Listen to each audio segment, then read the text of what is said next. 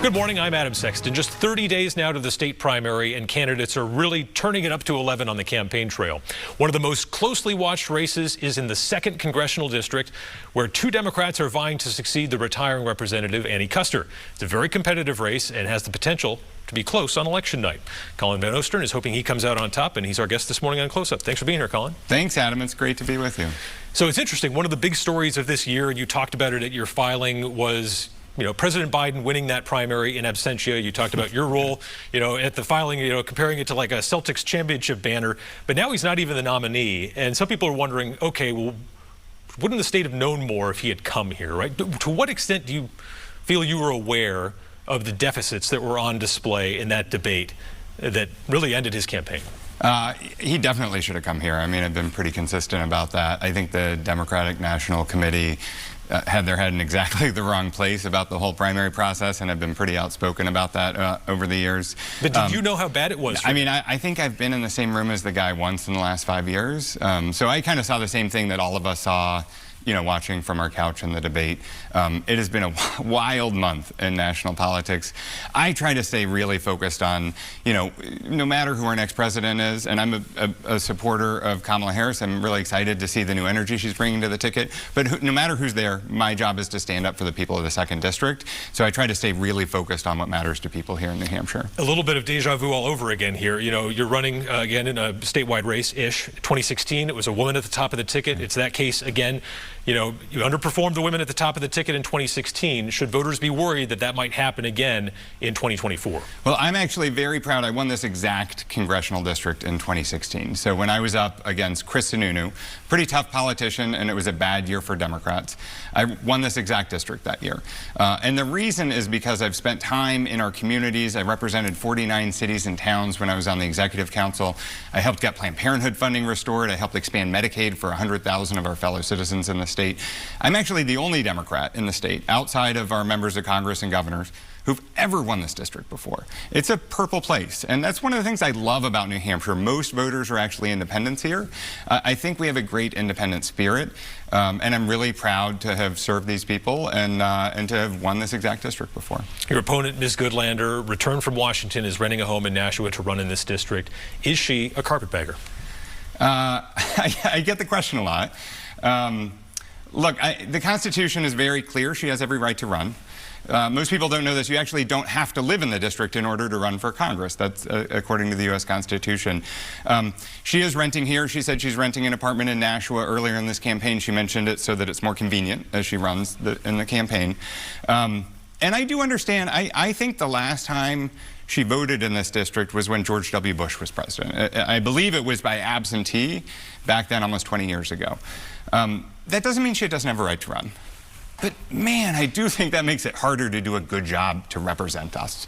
For the last 20 years, I've been leading businesses in this state, representing dozens of cities and towns in our district, volunteering in our community, and not just the bullet points that you put on your resume or put in campaign ads, coaching kids' basketball teams at Concord Parks and Rec, or volunteering at the overnight homeless shelter in the winter in Concord. And what I've learned is the really big fights, the way you win, isn't just knowing some Washington political chessboard. When we got Medicaid expansion done in this state, it took a lot of work from a lot of people. I worked with Chris Pappas and Maggie Hassan, who was an extraordinary leader on it. But the final vote, it was a 3-2 vote on the Executive Council. It came down to whether you had the conviction of who you were fighting for. And I had 2 images in my mind the day of that debate, big debate between me and Chris Sununu, and I remember winning and winning the vote. And the images in my mind, one, it's what it was like myself to go without health insurance for 4 years. How scary it was. The other, a young man who I met when I was his executive counselor named Dante in Keene. Dante told me what it was like to start with pills and then go to worse, and to start living on friends' couches and then have no home at all. He told me there were no beds for him in Keene, no money for services. And Medicaid expansion included money for substance abuse disorder treatment, and has made a huge positive change in our state. 100,000 people getting cheaper, better health care. The reason I fought so hard for it is because I understand what our lives are like, and you don't understand our lives based on where you're born. It's not a birthright. It's something you spent your life doing. And yet, you came to the state to get involved in politics. Why is your ambition authentic while hers is not?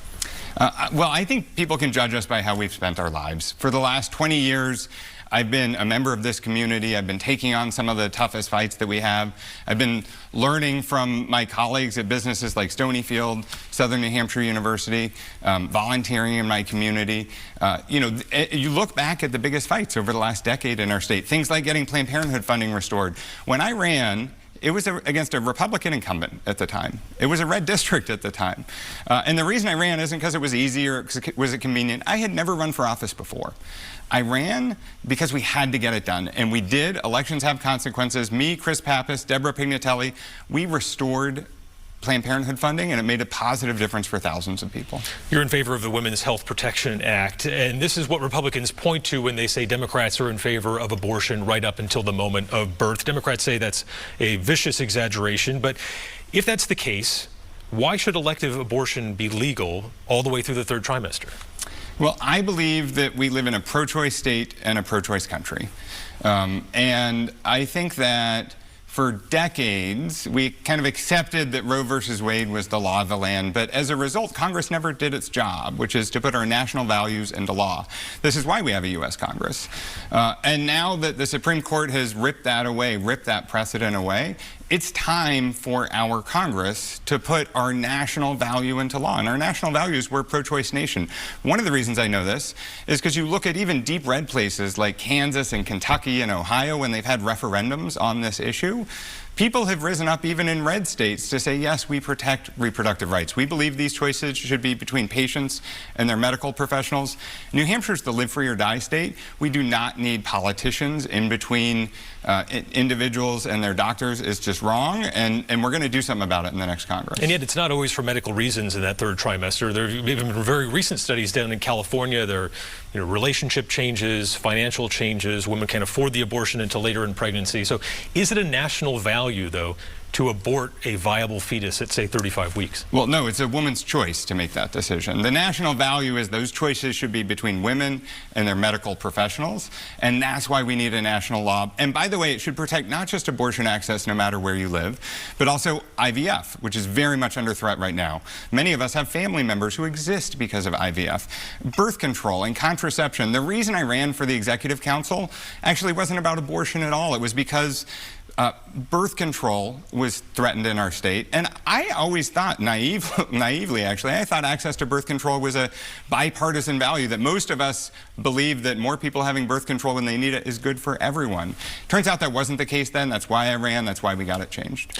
Would you vote in Congress in favor of changes to Title IX that would ensure that trans women could play women's sports in college? I think about this as a dad. I have an 11-year-old and a 13-year-old. Literally the most transformational thing in their life, and probably the most important thing if you ask either of them, has been sports, basketball specifically. I have watched them learn discipline. I've watched them learn hard work. I've watched them learn teamwork.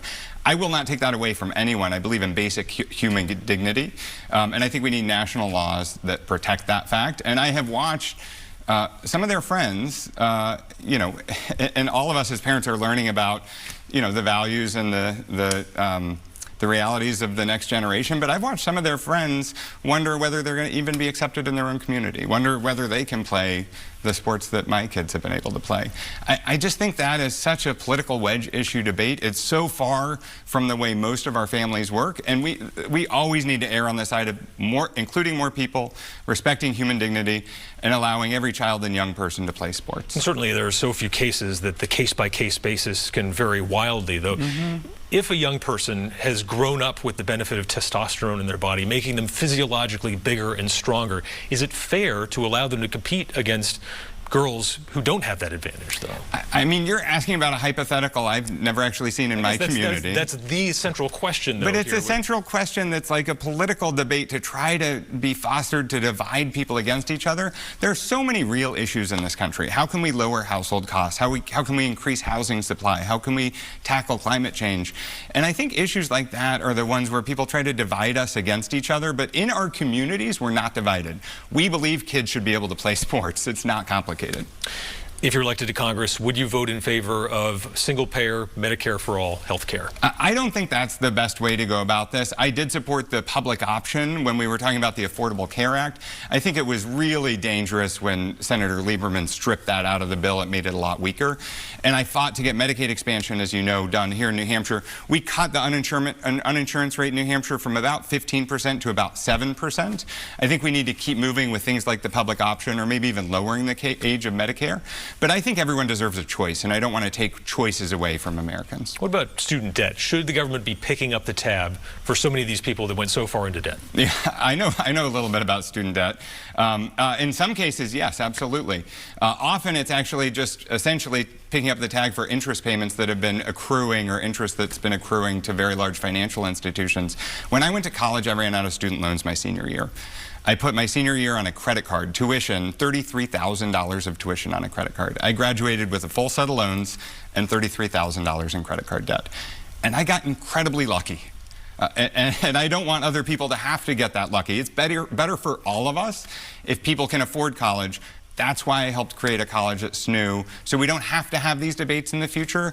We built a nonprofit college where nearly 10,000 students graduated, the vast majority of which took on 0 loans at all.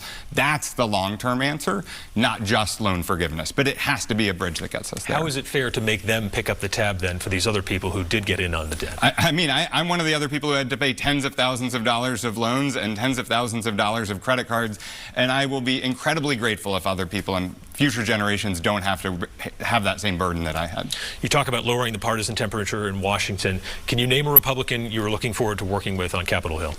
I can't name that many members of Congress on Capitol Hill, to be honest. But I will say this. I loved working with Ray Burton. He was an extraordinary executive counselor here in the state of New Hampshire. Most of our New England delegation is actually Democrat, and I'd be happy to keep the New England congressional delegation blue. I think for certain you're probably not going to find a Ray Burton type in Washington, D.C. anymore. But I have some faith. Appreciate your time. All right, we'll be right back with the other Democratic contender in CD2, Maggie Goodlander. Stay with us.